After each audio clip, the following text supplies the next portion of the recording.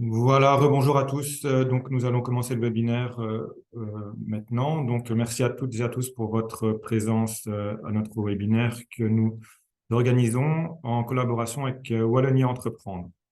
Donc, le thème du webinaire vise à définir comment booster la compétitivité de votre entreprise grâce aux accompagnements numériques et économie circulaire que nous offrons. Il faut savoir évidemment que le numérique et l'économie circulaire sont des thèmes incontournables pour assurer le développement de son entreprise et que ce sont évidemment des thèmes qui présentent toute une série d'avantages, notamment le fait d'optimiser le fonctionnement de son entreprise, de réduire ses coûts, notamment en lien avec l'indépendance énergétique de son entreprise, ou encore de rendre ses activités plus durables. Donc, pour aborder le sujet, nous avons le programme qui apparaît ici. Donc, nous allons d'abord présenter les services d'accompagnement numérique d'Embil Wallonie. Ce sera Henri Van den Dries qui présentera le sujet. Ensuite, Jonathan Boulevin, également un de nos collègues d'Embil Wallonie, présentera les services des référents économie circulaire et bas carbone. Ensuite, Wallonie Entreprendre présentera les deux points suivants, notamment l'initiative PME Green Challenge, qui sera présentée par Véronique Léonard, qui est manager Easy Green chez Wallonie Entreprendre. Et ensuite, toutes les offres de financement liées au développement numérique et liées au développement de la transition énergétique des entreprises. Donc, ce dernier point sera présenté par Véronique Léonard de nouveau et Delphine Struckmeyer, qui est analyste à la cellule prêt et garantie de Wallonie Entreprendre. Et ensuite, nous aurons quelques questions-réponses que je vous invite à poser en cours de présentation dans le chat. Donc, il y aura un bouton, le chat, excusez-moi, mais en cliquant sur le bouton questions-réponses en bas de votre écran. D'autres consignes techniques, notamment le fait que les micros seront coupés pendant les présentations. Je vous informe également que les PowerPoints seront envoyés aux participants et que le webinaire sera enregistré pour permettre à tous ceux qui souhaiteraient le revoir ou tous ceux qui n'auront pas eu la chance de se joindre à nous aujourd'hui de le revisionner. Voilà, je vais tout de suite passer la parole à mon collègue Henri Van den Dries qui va vous présenter l'accompagnement numérique offert par Mbuild Wallonie. Henri, je te propose de partager tes slides maintenant. Bonjour à toutes et à toutes, je vais vous présenter l'accompagnement numérique d'Embil Wallonie dans le cadre du projet EDH Connect. Il faut savoir que ce projet EDH pour European Digital Innovation Hub est financé par la région Wallonne et l'Union européenne et fait partie d'une série d'EDH présents dans plusieurs pays européens. Tout d'abord, pourquoi avoir réalisé ce projet? On part d'un constat flagrant qu'il existe une réelle fracture digitale du secteur de la construction en Belgique et plus particulièrement en Wallonie. Il faut savoir que le baromètre des entreprises wallonnes que vous voyez devant vous et qui indique la maturité numérique dans les différents secteurs d'activité, et on remarque un score très faible pour le secteur de la construction. C'est pourquoi ce projet a vu le jour afin d'augmenter cette maturité numérique du secteur et d'aider les entreprises à mettre en place des solutions concrètes pour se digitaliser et simplifier ces processus pour pouvoir se concentrer sur le métier. Le projet EDH rassemble différents partenaires comme Buildwise, qui est le leader du projet et plus orienté au niveau des technologies. Nous avons bien entendu Mbuild Wallonie, Greenwin qui s'occupe de la partie réseautage et internationalisation, JobAskills pour la formation et le CRF et Lucie Louvain pour également renforcer toute la partie technologie. Le projet a pour but d'offrir aux entreprises du secteur différents services de sensibilisation, d'accompagnement et de soutien à l'investissement dans les technologies digitales, qu'elles soient low-tech ou high-tech. Dans le cadre de ce projet EDH, Mbuild propose un accompagnement personnalisé et gratuit via le régime des aides de minimis. Et cet accompagnement permet d'évaluer la maturité numérique de l'entreprise, mais surtout de discuter et d'évaluer ensemble des pistes d'amélioration possibles pour améliorer et simplifier vos processus sur différentes thématiques. Tout d'abord au niveau des outils numériques et des logiciels.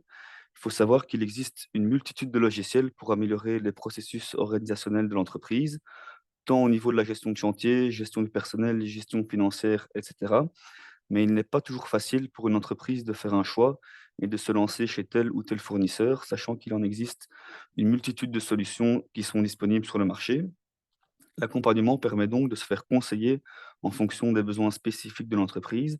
Par exemple, si une entreprise a besoin d'améliorer sa gestion au travers soit de la mise en place d'un ERP, d'un logiciel de devis ou autre, on peut la conseiller et l'aider à faire un choix. On va se baser sur notre expérience et sur les expériences des autres entreprises du secteur qui ont la même activité ou une activité similaire.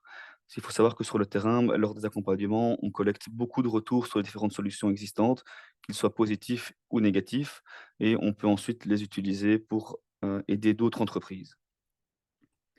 Lors de l'accompagnement, on aborde également d'autres thématiques comme les technologies, avec des présentations de différents outils comme la caméra 360 degrés qui permet de réaliser un suivi de chantier très simplement, des drones, du scan 3D qui permettent de faire des esquisses et des maîtriser rapidement, et bien d'autres technologies. On aborde également des thématiques comme les formations qui sont soit liées au numérique, elles qui sont en cours de développement par Job Skills ou non liées au numérique, comme des formations sur le lean management, la gestion d'équipe, etc. Mais on présente aussi et surtout les différentes aides financières qui sont liées au numérique et qui sont bien trop souvent méconnues de la part des entreprises. Je pense ici au chèque entreprise ou encore à la prime à l'investissement.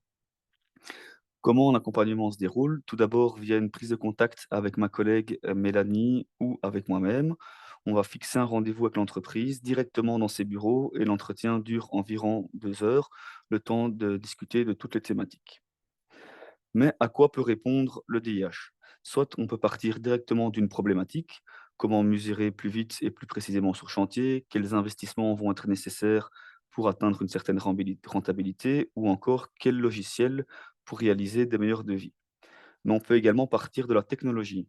En quoi une tablette peut aider mes ouvriers sur chantier? Par exemple, à réaliser des meilleurs rapports, avoir un accès direct à l'information ou à prendre des photos pour un suivi de chantier efficace. Les résultats sont ensuite formalisés sous la forme d'un rapport complet qui synthétise l'ensemble de la discussion et de l'accompagnement. Ici, on a l'exemple pour une solution de géolocalisation de matériel et de véhicules qui permet par exemple de mieux gérer son stock ou encore d'éviter du vol. Lors des accompagnements et dans les rapports, on va systématiquement proposer différentes solutions car on n'est pas des commerciaux qui vont vendre telle ou telle solution, mais on va plutôt vous conseiller de vous diriger vers tel ou tel type de solution en fonction de vos besoins.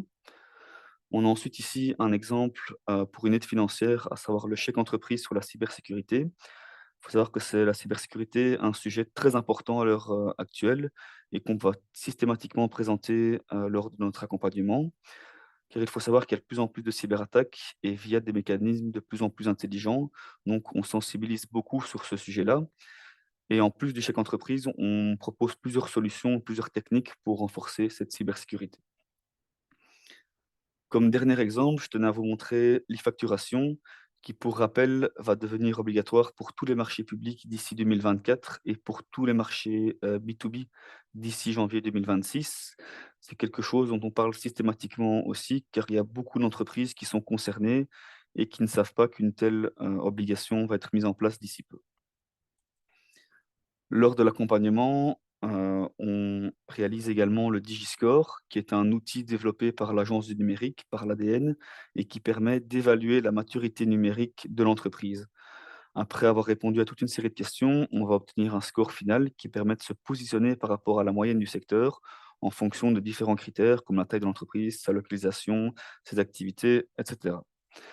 Dans le cadre de ce projet, il est également possible de se faire accompagner par Billwise dans leur centre de démonstration afin de tester différentes technologies avant d'investir dedans et pour voir dans quel scénario les technologies peuvent être un plus et peuvent avoir une réelle utilité pour l'entreprise.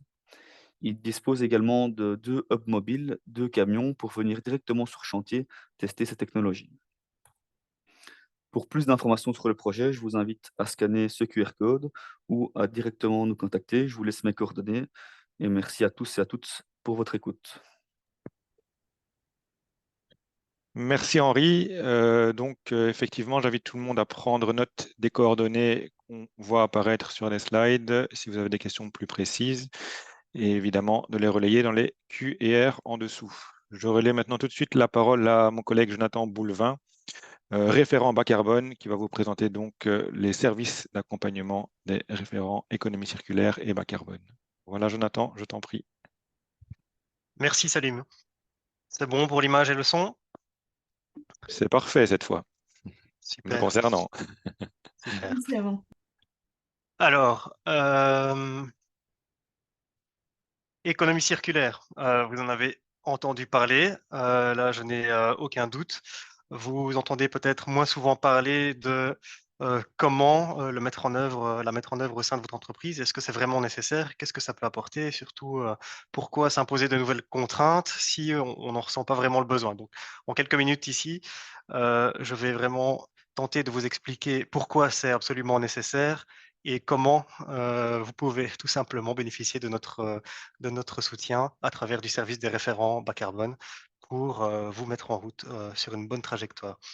Alors, bon, je n'essaie pas d'être moralisateur, hein, mais pourquoi on en parle? Ben, tout simplement parce que le secteur de la construction, en termes de consommation de ressources et d'impact environnemental, est quand même bien placé. Alors certes, il sera toujours nécessaire de construire routes et bâtiments, il me semble, sauf si les choses ne se déroulent pas comme on le pense, mais a priori oui. Donc, viser plus d'efficacité dans ces processus semble indispensable, les ressources étant par ailleurs finies. Donc, je vous parle souvent de 50% des ressources naturelles qui sont extraites, que ce soit à l'échelle européenne, enfin européenne, on n'extrait pas grand-chose, mais dans le monde, c'est à destination de notre secteur, mais surtout des choses auxquelles on pense moins, comme les matériaux qui sont gaspillés, 10 à 15% dans chaque processus constructif, les consommations d'eau et les rejets de CO2 sont en grande partie liés à notre secteur. Donc ça, c'est un petit peu la raison pour laquelle on en parle de façon euh, allez, de plus en plus récurrente. La production des déchets, évidemment, j'aime bien montrer cette pyramide. Elle était déjà connue avant, mais elle est encore plus connue maintenant grâce à ces présentations. Parce qu'à côté, j'aime bien y mettre la pyramide des déchets qui sont générés en Belgique chaque année. Et donc, c'est bien chaque année. Et ça, il faut bien reconnaître que c'est un impact, une nuisance importante aussi. Donc, vous avez le détail des chiffres si cela vous intéresse. Ce n'est pas l'objectif maintenant. Alors, on ne recycle pas assez, me direz-vous. Ben, ma réponse est la suivante. Alors, bien sûr, 3/4 des déchets qu'on produit sont des déchets inertes, des briques, bricaillons, béton, céramique, etc. Bien valorisés en Wallonie depuis pas mal d'années, grâce à un réseau de recycleurs euh, présente un bon maillage et de bonnes capacités opérationnelles. Cependant, les produits recyclés qui sortent de ce processus de recyclage ne sont pas utilisés à leur plein potentiel. Ça, c'est un premier constat. Mais d'autre part, il n'y a pas que des déchets inertes. Alors, ce qui reste, les 25% restants, c'est 25% en masse, mais c'est des déchets qui peuvent présenter des masses volumiques faibles, donc ça peut faire un gros volume en fait. Faut faire toujours attention quand on parle de pourcentage. Et ben voilà, on se retrouve face à ce type de gisement de déchets, si on peut appeler ça comme ça. Et donc, il y a déjà une marge de progression énorme sur le recyclage des déchets, parce que là, finalement, on n'a pas grand-chose à en tirer en termes de valorisation ou alors à des coûts de traitement insoutenables. Donc, il y a de la marge de progression rien que sur le recyclage, c'est assez énorme, sans entrer dans le détail, mais y compris sur des fractions telles que les plastiques. Alors, on a l'impression que ces petits bouts de plastique par-ci, par-là sur un chantier, ça n'est rien du tout. Pourtant, 20% du plastique qui est produit en Europe de l'Ouest, il va dans le secteur de la construction, c'est 10 millions de tonnes par an. Et puis les impacts ne sont pas liés que quand on parle rien que de gestion des déchets, il y a toute la logistique les chargements, déchargements, les nombreux kilomètres d'un centre à l'autre, etc., sont aussi des impacts. Alors, pourquoi parle-t-on d'économie circulaire? Que peut-on faire de mieux? Voici quelques exemples. D'abord, il faut commencer par parler du cycle de vie des bâtiments. Les impacts, ils sont à tous les niveaux. Quand on parle de la construction, de la démolition et tout ce qui est entre eux, les différentes étapes de rénovation, d'exploitation, etc., ce sont toutes des étapes qui génèrent des impacts. Donc, peu importe l'activité, finalement, la spécialité de l'entreprise, de votre entreprise, il y a des choses à faire à chaque niveau. Donc, on parle du cycle de vie et de l'analyse du cycle de vie. Et l'économie circulaire permet finalement d'optimiser ce cycle de vie. Comment? Vous ne partirez pas d'ici sans une définition. Il en existe plus d'une centaine, semble-t-il, mais en voici une. Donc l'économie circulaire, c'est un système industriel pour maintenir les produits, les composants et les matériaux en circulation le plus longtemps possible dans un système en veillant à la qualité de leur utilisation. Donc, on comprend là qu'on s'intéresse non seulement à la partie des déchets, qui est ce qu'on voit en premier souvent en tant qu'entrepreneur, hein, les déchets, le recyclage, c'est déjà pas mal, mais en fait, c'est bien plus que ça. C'est la conception, c'est les procédés, c'est la conception à la fois des bâtiments, des matériaux, c'est l'organisation, c'est la logistique au sein de l'entreprise, c'est comment vous vous chauffez, etc., etc. Ce sont tous des catégories d'impact qui, finalement, quand on analyse le cycle de vie d'une construction, sont importants. Donc ça a différents concepts, construire pour déconstruire, l'éco-conception. Et voilà, je reviens sur les notions de bas carbone et d'économie circulaire. Là, on a un exemple de Chap, par exemple, qui va présenter de nombreux avantages, ne serait-ce qu'à la mise en œuvre, parce qu'on utilise ici des matériaux recyclés, que ce soit au niveau du plastique et du granulat. En plus, on va pouvoir les démonter facilement, donc on est doublement gagnant sur le plan environnemental, mais aussi, allez, finalement, on ne parle pas que d'environnement, ça ne vous a pas échappé, qu'on ne parle pas de allez, on parle bien d'économie circulaire. Donc on parle d'économie, c'est un peu le titre aujourd'hui, aussi. Ce sont des opportunités économiques. Là, on a quand même quelque chose qui peut être, utilisé plusieurs fois, qui peut être rapide à mettre en œuvre et à défaire, et surtout des interventions sur le bâtiment, des transformations qui permettent de ne pas tout «casser» entre guillemets. Donc des exemples, il y en a par centaines, voire par milliers. Aujourd'hui, je ne peux montrer qu'une ou 2 images. Même chose pour voilà, des systèmes qui sont peut-être un peu plus connus, mais qui sont assez visuels, donc d'ici de cloisons démontables. On parle de réemploi également. Le réemploi, c'est pas nouveau, mais quand on parle de bas carbone, réemployer, c'est beaucoup mieux que recycler, parce que tout simplement, il n'y a pas de production de nouvelles matières, il n'y a pas de processus énergivore ou qui consomme de l'eau, qui a certaines nuisances, etc. Il y a moins de logistique, puisqu'on peut réemployer sur le même site. Donc les avantages, en termes environnementaux sont très nombreux. Ils peuvent rencontrer des avantages économiques, mais pour l'instant, ce qu'on essaie de viser surtout, c'est de ne pas être plus cher qu'une alternative neuve. Ça, c'est déjà une première chose, et puis l'avantage, environnemental reste, et c'est ensemble, on a aussi un déplacement de l'argent qu'on dépense en qui ne va plus vers le matériau finalement qui ne vaut entre guillemets «pas grand-chose», mais vers la main-d'œuvre pour, le temps que ça peut nécessiter finalement. Même si on a un coût équivalent pour une opération avec un matériau donné, on le relocalise et on le situe beaucoup plus dans la main-d'œuvre, ce qui est aussi intéressant en soi. Donc je ne pourrais pas me permettre d'être plus long, maintenant, mais c'est aussi pour vous donner envie d'en savoir plus. Et si, finalement la demande, du client ou, votre, ambition, personnelle en tant qu'entrepreneur, ou en tant qu'entreprise de la construction n'est pas suffisant, il y a aussi des incitants de type réglementaire qu'il faut bien signaler. Donc je dirais que l'action d'avoir un plan de transition vers une économie plus circulaire, elle est nécessaire aussi pour faire face à des obligations qui vont s'imposer à toutes les entreprises du secteur à plus ou moins long terme. Elles sont de différentes natures. En voici un exemple, c'est, notamment des obligations de trier différents types de déchets. Donc on va vous retrouver déjà dans des directives européennes qui datent de quelques années, mais qui petit à petit sont transposées en réglementation wallonne. Donc c'est des choses auxquelles on peut s'attendre et qu'il est intéressant d'anticiper pour ne pas subir, surtout si on travaille dans des cadres de marché public, encore plus, à ce moment-là.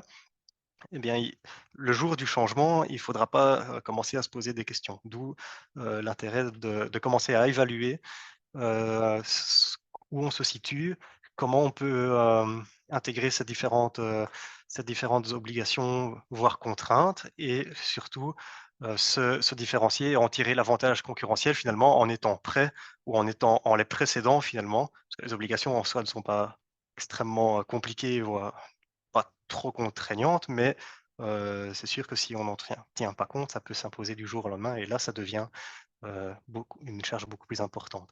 Alors comment fait-on finalement?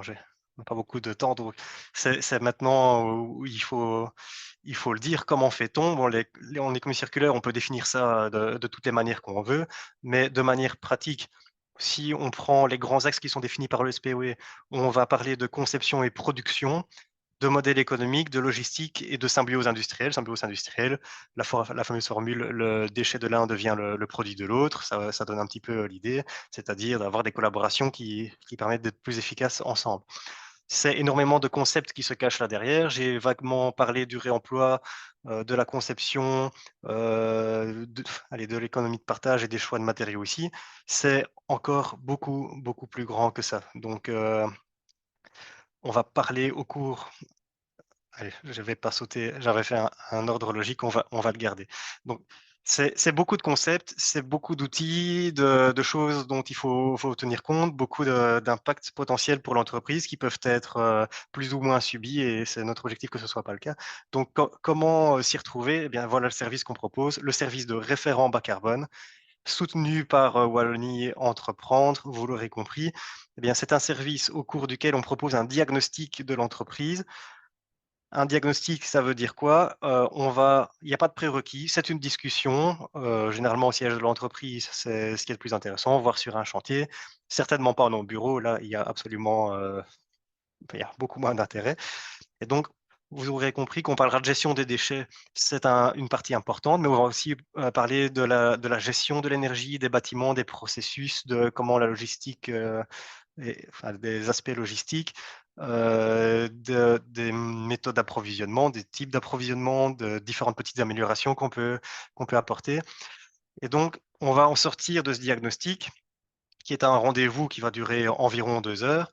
Donc, forcément, c'est un champ très large de discussion. On ne peut pas aller dans le détail de tous les sujets, mais on essaie d'avoir l'image la plus large possible afin de vous proposer un diagnostic et d'aboutir sur un plan d'action que l'on dit à court, moyen et long terme, parce qu'on va essayer de donner cet ordre d'idées dans le plan d'action. Donc, c'est avoir cette image globale qu'on n'a pas forcément en tant que gestionnaire d'entreprise, que ce soit une entreprise assez petite ou plus grande. On n'a généralement pas la préoccupation d'avoir cette image globale de comment ça fonctionne en termes d'économie circulaire et les pistes d'amélioration au bas carbone.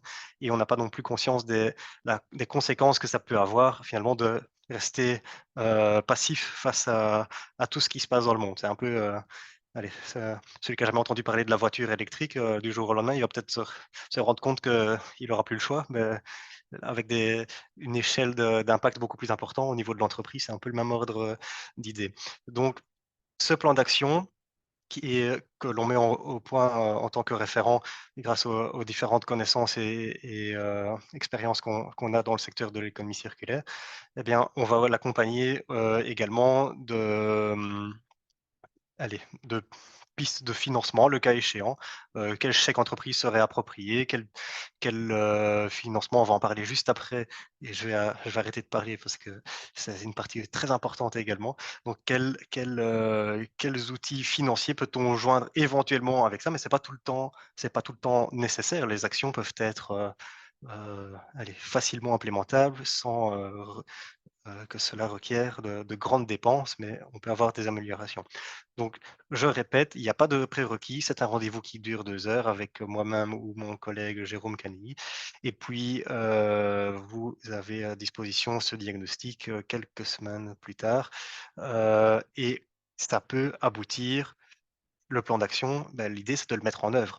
Et donc, ce qu'on proposera ensemble, c'est de discuter des actions qui sont contenues dans cette proposition, voir s'il est intéressant pour vous de continuer à être accompagné par les référents, de continuer à être accompagné pour la mise en œuvre de ces actions, que c'est ce qu'on appelle le suivi, qui peut s'étaler sur 2 ans, qui n'est alors on ne remplacera pas un bureau d'études ou quoi que ce soit, mais on est là pour faciliter le processus. Donc, par exemple, si vous avez besoin de contacts particuliers, si vous avez besoin de quelques informations ou si vous avez besoin tout simplement d'une personne qui puisse vous aider à maintenir le cap, à poursuivre l'objectif sans qu'il soit finalement oublié au sein de l'entreprise. C'est un peu le rôle du référent. C'est son rôle, enfin, c'est notre rôle de s'assurer que finalement l'action est mise en œuvre, donc avec quelque chose qui est un suivi qui est un peu plus intense au début et à la fin, et quelques interventions pendant la mise en œuvre, mais bien sûr, on ne peut pas se substituer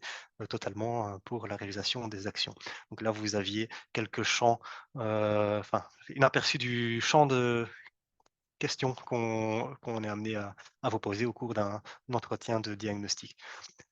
Pour terminer, voilà, les référents ne sont pas des auditeurs énergétiques ni quoi que ce soit, on ne les remplace pas. Par contre, on peut parfois trouver qu'il est intéressant de faire appel à eux, et ce sera une proposition, dans ce cas-là. On est généraliste, on n'est pas des spécialistes de tel ou tel domaine, nous ne sommes pas, des spécialistes, du photovoltaïque ou des choses comme ça, mais on a un petit peu de connaissances dans beaucoup de sujets pour vous permettre, justement d'établir ce plan d'action.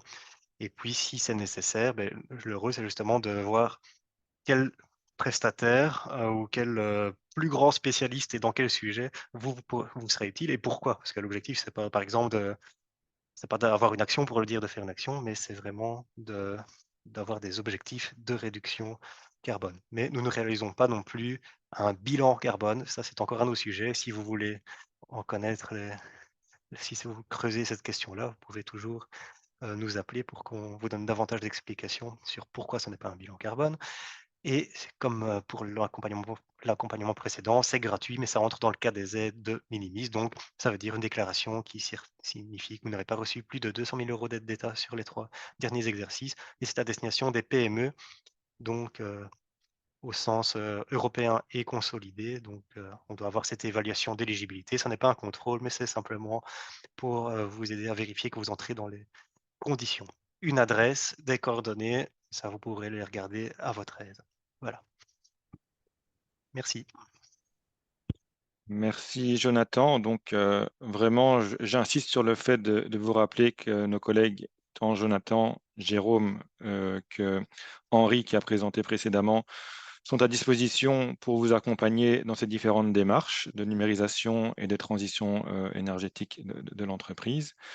Et tout ça gratuitement. Donc ça vaut vraiment la peine de les contacter et de les inviter à venir dans votre entreprise.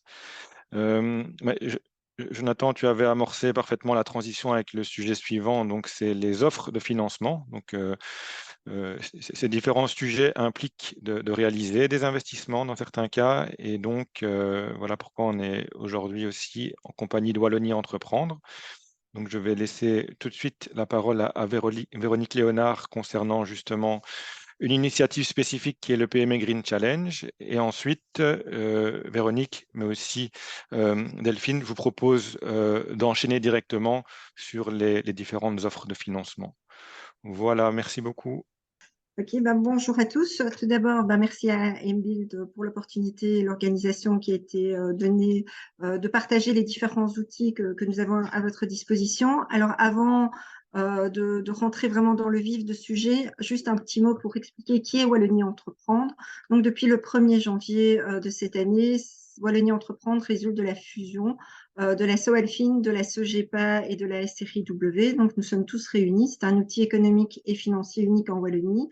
Et on est au service de toutes les entreprises en offrant 3 métiers différents: l'information, la sensibilisation, l'accompagnement qui va être évoqué ici dans un instant, et qui a déjà d'ailleurs été évoqué, et la partie financement. Donc, quel que soit le stade de votre développement et de l'activité que vous faites, mais aussi de la maturité des différents projets que vous pourriez présenter et rencontrer et évoquer des besoins qu'il faudrait satisfaire, Wallonie Entreprendre peut vous y aider.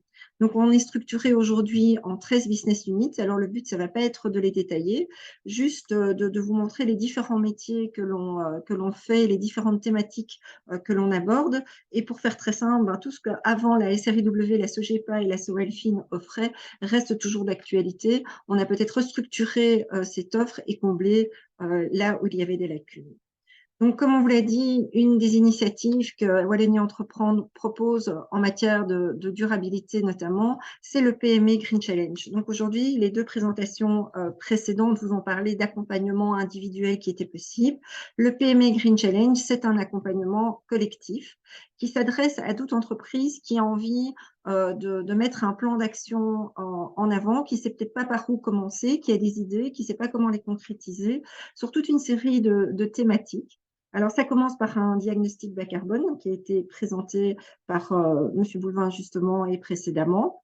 C'est 4 journées et 2 soirées. Donc, l'objectif, c'est d'aborder au cours de chacune des journées une thématique bien précise que je vais pouvoir un peu vous détailler et d'arriver en fin de journée à ce que chaque entreprise ait un plan d'action qui lui soit propre ou retourne en tout cas avec des pistes potentielles d'amélioration. Il y a une première journée sur tout ce qui est vision stratégique et énergie renouvelable. Alors, quand on parle d'énergie renouvelable, ce n'est pas qu'installer des panneaux photovoltaïques, c'est aussi aborder des notions comme tout ce qui est flexibilité, communauté carbone, communauté d'énergie, voir comment les changements tarifaires pourraient influer à l'avenir, c'est parler du stockage, donc c'est aborder vraiment le sujet très large de l'énergie renouvelable. La deuxième journée, c'est tout ce qui est amélioration de l'efficience énergétique, que ce soit des bâtiments ou des procédés.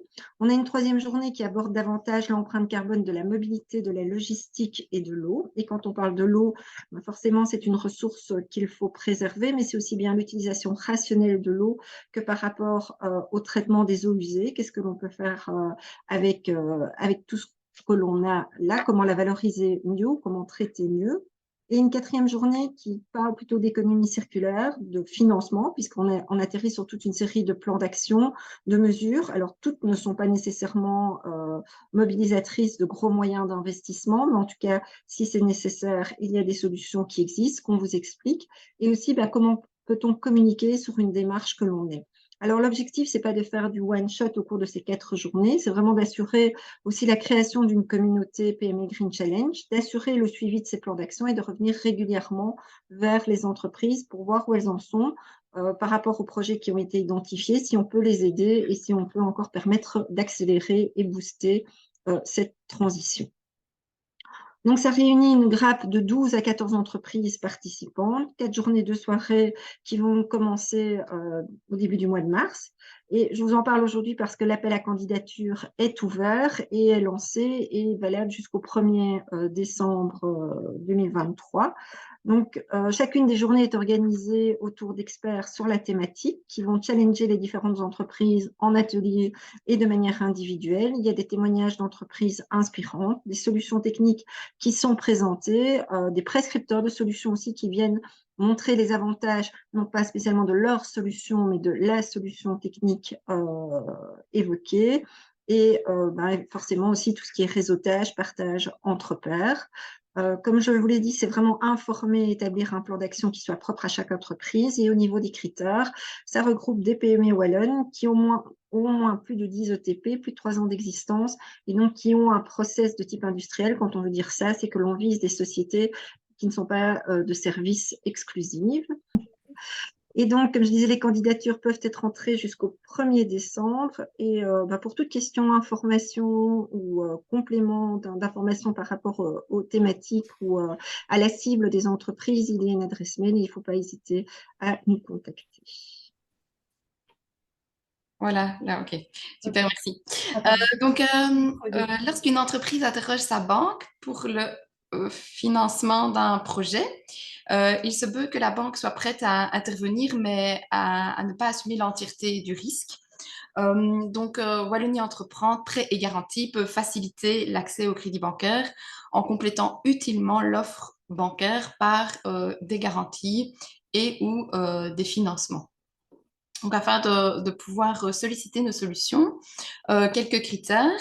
Il faut être une entreprise, en ce inclut les indépendants, avoir une activité en région wallonne et ne pas être considéré en difficulté financière. Donc, c'est-à-dire qu'il ne faut pas avoir les fonds propres. Les fonds propres doivent être plutôt supérieurs à la moitié du capital ou les pertes des 12 derniers mois ne doivent pas être inférieures, doivent être inférieures à un quart du capital. Quoi qu'il en soit, les fonds propres, de toute façon, doivent être positifs pour être éligibles à une intervention de notre part. Au niveau des secteurs, tous les secteurs sont éligibles, en ce compris la construction, qui est le secteur qui vous occupe. Certains secteurs sont exclus, ils sont repris ici sur la présentation, mais a priori, ça ne vous concerne pas. Au niveau de la garantie, La garantie est une garantie partielle et supplétive. La garantie peut être de maximum 75% du crédit bancaire avec un engagement de maximum 1 500 000 €.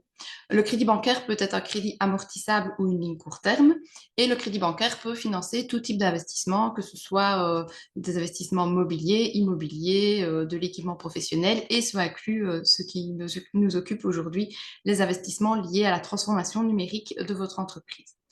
La garantie sollicitée peut être de maximum 10 ans. Le coût de cette garantie est une commission qui est payée en une fois à la mise en force de la garantie. Elle est de 1% du solde restant dû annuel garanti ou de 1,1% si la durée de la garantie est sollicitée sur une durée inférieure à la durée du crédit bancaire. En cas d'indemnisation, donc comme son nom l'indique, notre garantie est une garantie partielle et supplétive. Supplétive, ce qui indique qu'en cas d'intervention, la garantie est calculée après réalisation des sûretés qui seraient consenties à la banque. Nous bénéficions d'une contre-garantie du Fonds européen d'investissement sur nos garanties, qui généralement est de 50%, voire dans certains cas, une contre-garantie de 70%. À titre indicatif, nous avons aussi une formule de garantie dite en tête. Cette garantie est plutôt réservée aux investissements de type immobilier et donc la différence, c'est qu'elle n'est pas supplétive comme la garantie que je viens de vous présenter. Au niveau du prêt, donc la garantie, pardon, j'ai oublié de préciser que la garantie peut être sollicitée par toute PME, indépendant ou grande entreprise. Le prêt, quant à lui, est un prêt subordonné qui est destiné aux PME ou indépendants. Donc, le prêt subordonné est toujours conjoint à un financement bancaire. L'objet du financement est toujours partagé on se partage les objets de financement avec la banque et les investissements peuvent être de type mobilier, immobilier, reprise d'une entreprise, du besoin en fonds de roulement ou pareil, dans ce qui nous occupe aujourd'hui, ça peut être tout à fait des investissements liés à la transformation numérique de votre entreprise. Le crédit bancaire doit être un crédit amortissable. Nous ne sommes pas conjoints à des lignes court terme. Nous les garantissons, mais nous n'intervenons pas conjointement en prêt à ces lignes court terme. Le montant de notre prêt subordonné peut être de maximum 40% du montage financier, maximum le montant du crédit bancaire conjoint et maximum 500 000 € par projet. La durée de notre prêt sera toujours au maximum la durée du crédit bancaire conjoint, avec un maximum de 15 ans. Et cette durée peut également être assortie d'une franchise en capital de maximum 2 ans, mais qui, pareil sera calquée sur ce que la banque octroiera. Au niveau du taux d'intérêt, le taux est calculé à partir du taux de la banque moins 2%, avec un taux plancher qui est déterminé sur base d'un taux de référence, qui est le taux IRS de la durée du prêt, qui sera majoré de 1,25%. Pour vous donner une idée des taux pratiqués, on a repris sur le slide, en date du 15 octobre, les taux qui ont été pratiqués sur les différentes durées. Au niveau des sûretés, il n'y a pas de garanties qui sont exigées ni de l'entreprise ni de l'entrepreneur. Uniquement une garantie bancaire qui doit être émise en faveur de Wallonie Entreprendre d'un montant d'un quart du montant du prêt subordonné. Par contre, dans certains cas, cette garantie bancaire peut être remplacée par une garantie du Fonds européen d'investissement à hauteur de 50%. Mais voilà, les partenaires bancaires ont l'habitude et connaissent nos produits et savent dans quel cas cette garantie peut être d'application. Alors, au niveau de l'introduction des demandes, pour l'entreprise, c'est une seule demande qui est adressée à la banque. Donc, la banque analyse le dossier. Le comité de crédit prend une décision qui conditionne sa décision à une intervention en prêt et ou en garantie, comme les deux solutions peuvent être combinées. C'est la banque qui envoie la demande à Wallonie Entreprendre. Le dossier est pris en charge chez nous et une analyse du dossier est faite sur base du dossier de la banque. Et le dossier, alors, est présenté par une analyste au comité de crédit qui prendra décision et la décision sera communiquée directement à la banque. Alors, à partir de début 2024, pour toute garantie de maximum 75 000 € et ou des prêts de maximum 75 000 € également, la banque peut bénéficier des solutions qu'on appelle les solutions automatiques. Ces garanties existent déjà actuellement, mais pour des montants d'engagement moindres. C'est-à-dire que la décision est déléguée à la banque. La banque peut directement introduire sur une plateforme qui est mise à sa disposition les demandes de prêts et de garanties que son comité aurait décidé de solliciter. La banque donc fait l'introduction sur la plateforme et dispose directement alors en ligne de la lettre de garantie et la convention de prêt est directement envoyée à l'entreprise à l'adresse mail que la banque aura renseignée lors de l'encodage sur la plateforme. Alors, les spécificités pour les garanties et les prêts automatiques par rapport aux solutions classiques qui ont été présentées précédemment, au niveau de la garantie, la seule différence, c'est que la commission est toujours de 1% du seul restant dû annuel garanti, quelle que soit la durée de garantie sollicitée. Et au niveau du prêt, alors là, il y a quelques petites différences, en ce sens que le taux, c'est toujours le taux de la banque, moins 2%, mais le plancher ne dépend pas du taux de référence IRS, c'est un taux plancher qui est toujours en cours de définition. Et là, pour le prêt automatique, on peut financer des objets de financement différents. La banque peut financer une dépense et le prêt automatique une autre dépense. Là où la solution pour des montants plus importants, c'est toujours un partage des mêmes objets de financement entre le prêt subordonné et le financement bancaire conjoint. Et le prêt automatique, il n'y a jamais de garantie bancaire à émettre en faveur de Wallonie Entreprendre. Alors également, à partir de février 2024, on aura un nouveau prêt automatique qui s'appellera le DigiLoan et qui sera typiquement dédié à tout investissement en lien avec la transformation numérique. Donc, ce prêt sera de maximum 75 000 € et maximum 2 fois le montant du crédit bancaire. Donc là, on voit que l'impact, on peut venir chercher le double du crédit bancaire, alors que sur les autres prêts, comme précédemment présenté, le montant maximum est le montant équivalent du montant du crédit bancaire conjoint. Donc, toutes les autres modalités sont identiques aux prêts automatiques présentés. Quelques exemples de cas pratiques pour le DigiLoan, que vous voyez concrètement ce que ça peut représenter en termes d'investissement. Donc ici, par exemple, une entreprise, 105 000 € de dépenses, l'acquisition d'une camionnette et l'acquisition d'un logiciel et son implémentation. On pourrait envisager que la banque octroie un financement de 35 000 € en 5 ans pour l'acquisition de la nouvelle camionnette et solliciterait un prêt subordonné DigiLoan en 5 ans de 70 000 € pour financer tout ce qui concerne le logiciel, l'acquisition et son implémentation. Donc, on voit dans la répartition du risque qu'il y aurait un risque pour la banque de 33% et un risque Wallonie Entreprendre de 66%. Un deuxième exemple, ici, sur un budget de 300 000 € avec de l'acquisition de matériel informatique, ERP et l'intégration de l'ERP. Dans ce cas-ci, la banque pourrait octroyer un crédit d'investissement pour l'acquisition du matériel informatique, donc le matériel et le logiciel, pour un montant de 175 000 €. On voit ici que la banque sollicite sur ce prêt une garantie automatique partielle à hauteur de 40%.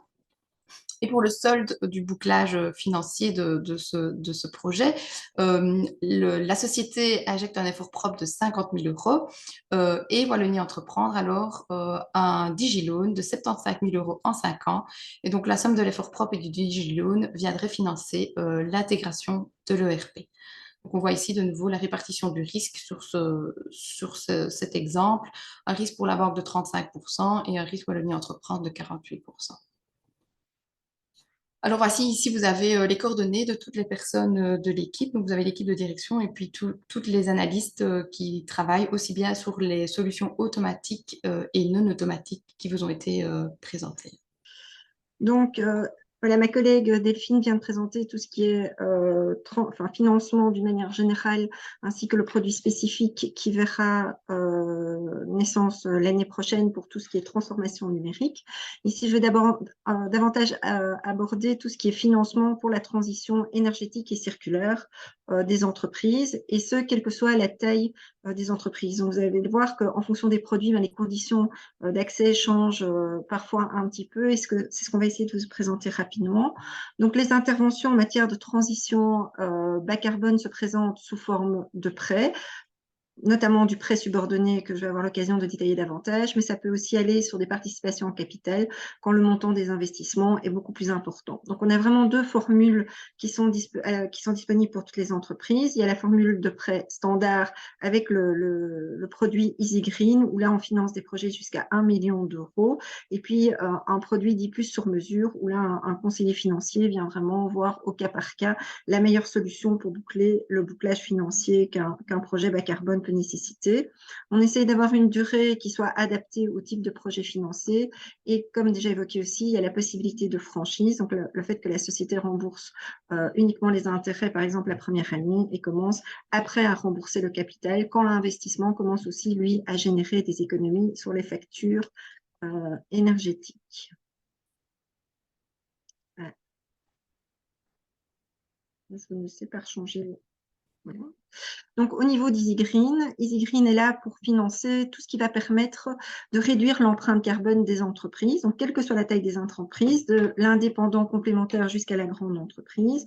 Si vous avez un projet qui vise à améliorer l'efficacité énergétique d'un bâtiment, que ce soit en rénovation, en construction ou en agrandissement d'un bâtiment, Easy Green peut intervenir. Il n'est pas nécessaire d'aller spécialement plus loin que ce que les normes nécessitent. Le fait de les respecter et de répondre aux exigences de la région wallonne suffit. Ça concerne aussi bien le bâtiment que aussi les procédés. Et qu'est-ce qu'on va pouvoir financer? Et ça, c'est important de comprendre la philosophie. On va pouvoir se positionner que sur les dépenses qui permettent de réduire cet impact carbone, que ce soit en matière d'énergie, mais aussi en matière d'utilisation des ressources comme l'eau. Tout ce qui est aussi énergie renouvelable est finançable, quelle que soit la source d'énergie. Et quand on parle d'énergie renouvelable, les panneaux photovoltaïques viennent assez logiquement en tête, mais il y a aussi tout ce que l'on appelle les frais accessoires, que sont par exemple les bornes de chargement, mais aussi éventuellement, s'il faut changer la cabine ou la renforcer, ce sont des dépenses qui peuvent rentrer dans le dispositif Easy Green. Alors, on parlait, et ça a été évoqué aussi dans la notion de diagnostic, le fait de recourir à la déconstruction ou du réemploi de matériaux ou des matériaux biosourcés peut aussi faire l'objet du financement. Et alors, on a vu aussi toute une série de projets arriver, notamment dans le Covid, qui ont permis aux entreprises de repenser un peu l'usage des bâtiments. Et nous, on a vu des projets de cloisonnement de volume, par exemple, se réaliser, où on regroupe en fait les zones froides, les zones chaudes. On essaye de mettre une régulation de chauffage qui soit plus pertinente, des détecteurs de présence, des sondes de température. Et je l'évoquais tout à l'heure, tout ce qui est réduction des consommations d'eau ou optimisation en tout cas des consommations d'eau ou des rejets peut être financé par Easy Green. On parle des déchets.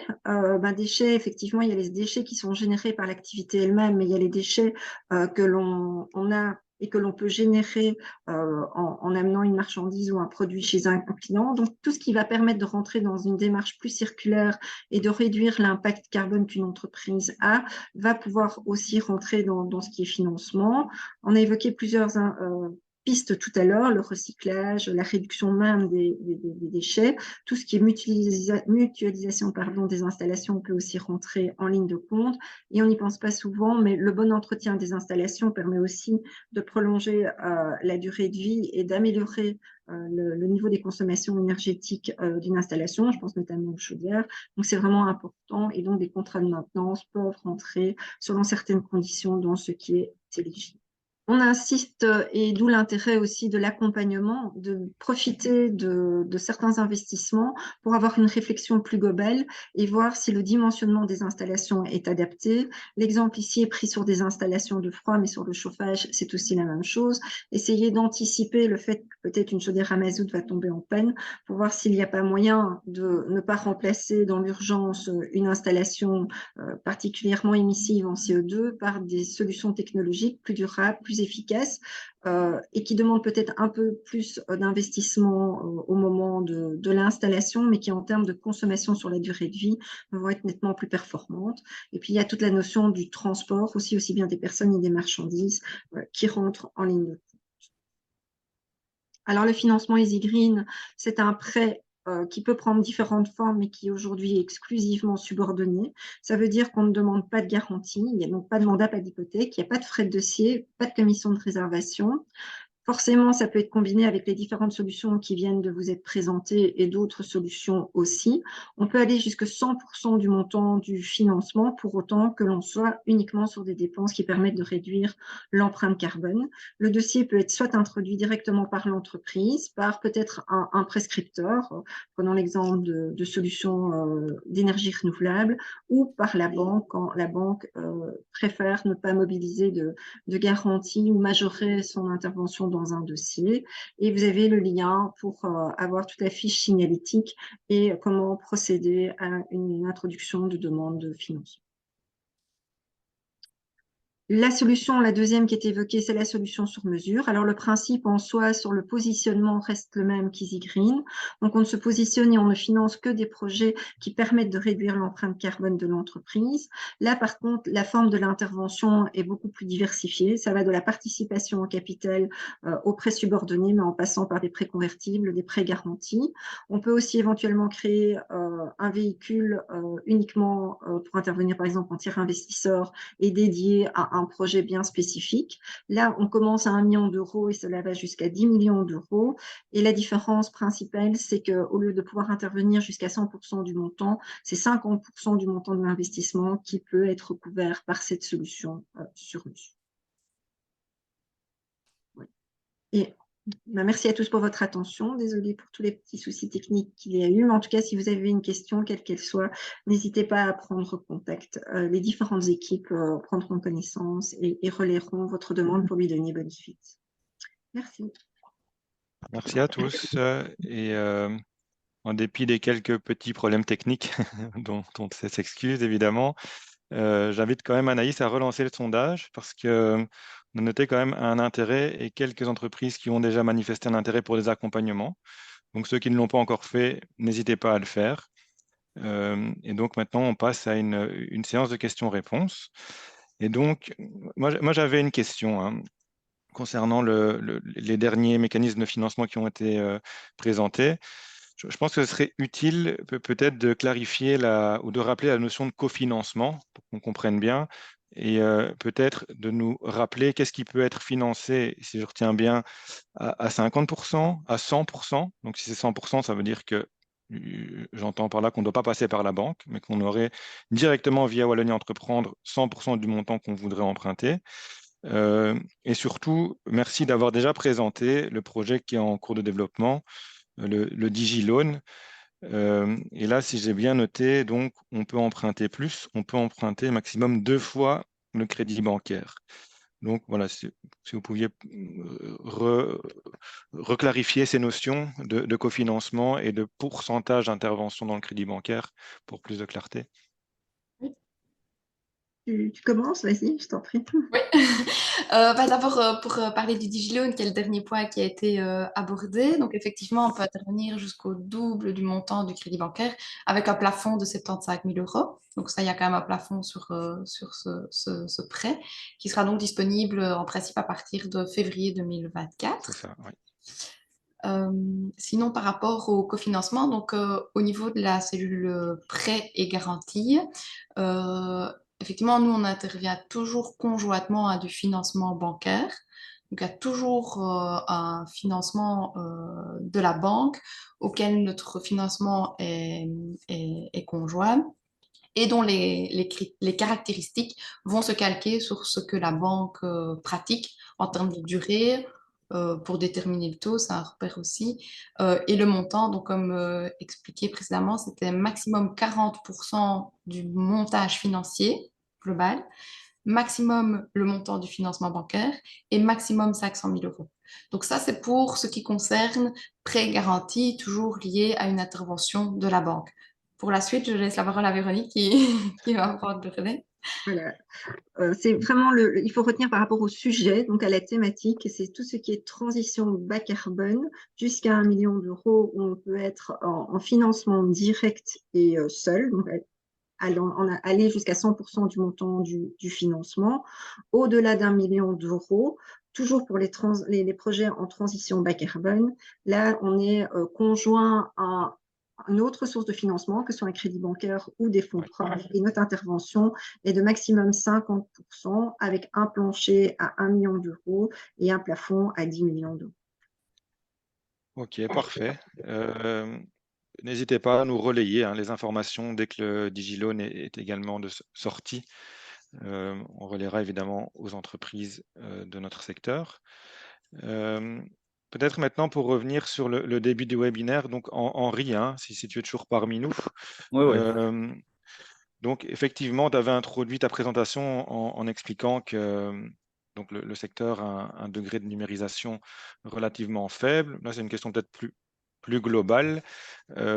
Allez, qu'est-ce qu'on pourrait donner comme avantage au fait de se numériser? Si tu pouvais en citer quelques-uns, je les avais aussi donnés en introduction, mais je pense que ça vaut la peine de sensibiliser au mieux les entreprises. Il y en a plusieurs. Comme vous le savez, l'administratif et la gestion de chantier, ça prend beaucoup de temps pour les entreprises. Et donc, la numérisation permet tout d'abord un gain de temps. Ça va éviter d'encoder les informations plusieurs fois parce qu'on doit faire un devis, puis relié aux factures, au dossier client. Grâce à la numérisation, tout peut être interconnecté et il suffit d'encoder les informations une fois pour que tout soit relié ensemble. Ça permet également donc aux collaborateurs d'augmenter leur productivité et de pouvoir vraiment se concentrer sur le cœur de métier. Et ça peut également, par exemple, éviter les erreurs manuelles. Parce que quand on fait un devis sur Excel, si on va oublier de reporter une ligne d'un poste dans le calcul final du devis, ça peut avoir des très gros impacts financiers. Et je dis toujours qu'il faut plutôt voir la numérisation plutôt comme une aide pour l'entreprise et non comme une contrainte. Ok, ben, merci pour ces éléments. Donc, si je comprends bien, quand tu vas en entreprise, tu rédiges, toi et Mélanie Léonard, notre collègue, un rapport, un diagnostic après être entré en entreprise. Euh, Peut-être que tu pourrais présenter un petit peu la forme de ce rapport. Est-ce que vous mettez en évidence les urgences ou comment sont présentés les résultats par rapport à la demande de l'entreprise?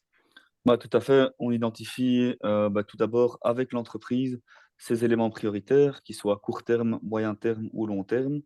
Et dans le rapport, on va synthétiser l'ensemble des recommandations par thématique. Par Oui. exemple, le premier point, c'est de la situation actuelle de l'entreprise, où ils en sont d'un point de vue numérique. Puis, on va citer donc les éléments prioritaires, court terme, moyen terme, long terme. Et puis, on va aller au niveau des outils digitaux, des aides financières, de la formation, etc. Mais le rapport va vraiment être personnalisé en fonction des besoins de l'entreprise. Mais il y a certains éléments qui sont plus génériques, qu'on va vraiment citer à chaque fois, comme cité précédemment, comme la cybersécurité qui est très importante et où je pense également à les facturations dont on parle également à chaque fois. Ok. Ben merci Henri. J'avais aussi une question pour Jonathan, parce que tu avais aussi abordé dans ta présentation la notion de bilan bas carbone. Et donc de votre côté, vous êtes des référents bas carbone. Donc peut-être clarifier les deux notions pour qu'on comprenne bien la distinction entre bilan bas carbone et le fait de faire un diagnostic bas carbone. Donc c'est bien compris, c'est pas la même chose. Oui, les mots se ressemblent. On n'est pas des auditeurs, on ne fait pas des bilans bas carbone, des bilans carbone non plus. Donc, quelle est la différence? Moi, le bilan carbone est un outil, c'est un outil qui est même français à l'origine et qui permet d'évaluer les impacts de l'entreprise dans un périmètre que l'on définit, soit un périmètre qui s'arrête aux frontières de l'entreprise ou qui va même à évaluer les différents approvisionnements, etc. Et donc, c'est vraiment une méthode qui est normé, qui suit vraiment des processus de calcul et de méthodes d'acquisition des données, etc. Et qui produit un résultat, un calcul. Ce n'est pas ce que nous faisons. Nous, on a une approche plutôt qualitative que quantitative, enfin dans l'ensemble. Et donc, ce qu'on propose, c'est bien un diagnostic, c'est d'avoir une image de ce qui se passe dans l'entreprise. Éventuellement, ça peut aboutir sur la conclusion qu'un bilan carbone serait utile, mais nous ne réalisons pas le bilan carbone. C'est une spécialité, ça prend énormément de temps et ça peut aussi avoir ses avantages, mais justement, au cours de notre diagnostic, on peut discuter en fonction du cas de l'entreprise, est-ce que ce serait opportun d'avoir ce type d'action ou pas. Donc notre approche est beaucoup plus générale et n'est pas figée dans une norme. Ok, parfait. Merci pour ta réponse. Une deuxième question que j'avais également notée. Donc, en fait, vous faites un accompagnement bas carbone. Hein, est-ce que, donc, dans le cadre de marché public, et donc, il y a aussi des critères sociaux ou environnementaux pour lesquels il faut pouvoir répondre. Est-ce que l'accompagnement permet de répondre à ce type de critères? Est-ce que tu as des éléments Oui, d'information pour ça? ben, c'est un type absolument, c'est un type de question qu'on reçoit assez régulièrement et surtout depuis cette année. C'est justement le constat de la part d'entrepreneurs qui sont face à des cahiers de charges qui intègrent des critères environnementaux, pour donner des termes généraux, ou plus précisément, qui ont des évaluations de type DNSH ou bien échelle de performance CO2, etc. Et lorsqu'on est confronté pour la première fois à cette terminologie et exigence, ça peut poser question. Et l'apport du diagnostic et de notre suivi, c'est ça peut, alors on va pas permettre de répondre directement, spécifiquement à ce cahier des charges, mais ça peut permettre de préparer l'entreprise et de l'informer correctement sur ces différents dispositifs, comment y répondre et éventuellement donner des pistes sur comment formuler sa réponse et quelles actions on peut mettre en place au sein de l'entreprise et sur les chantiers pour justement apporter des réponses de plus en plus précises et pertinentes et justement se donner des chances dans ce type de marché parce que les critères environnementaux sont aussi associés à des critères d'attribution et donc c'est une évaluation, ce sont des points, ce sont des choses qui doivent quand même avoir de l'objectivité. Et donc notre apport là, c'est de préparer l'entreprise à tout ça. Et si l'entreprise n'est pas préparée, au contraire, et qu'elle agit sur enfin, ce type de marché public, ben, c'est très clair qu'on peut s'attendre à une intensification de ces critères et exigences et que ne pas avoir d'action, ça veut dire subir et avoir vraiment un désavantage par rapport à d'autres types d'entreprises et des avantages qui peuvent être quand même enfin, très handicapants. Ok, ben merci beaucoup pour les réponses. Il n'y a pas d'autres réponses qui sont apparues, d'autres questions qui sont apparues. Donc, on arrive à la fin de ce webinaire. Donc, en tout cas, je voulais tous vous remercier, malgré les quelques petits problèmes techniques. Je voulais vous remercier pour la qualité de l'information, vraiment. Ce sera très utile. Donc, n'hésitez pas à revenir vers nous. Là, je m'adresse aux entreprises. Évidemment, vous l'avez bien compris, s'il y a des questions, s'il y a des besoins d'accompagnement, s'il y a des besoins d'information, voilà. Donc, nous sommes bien sûr à votre disposition. Et donc, un grand merci pour votre attention et j'espère vous revoir bientôt. Merci beaucoup. Au plaisir.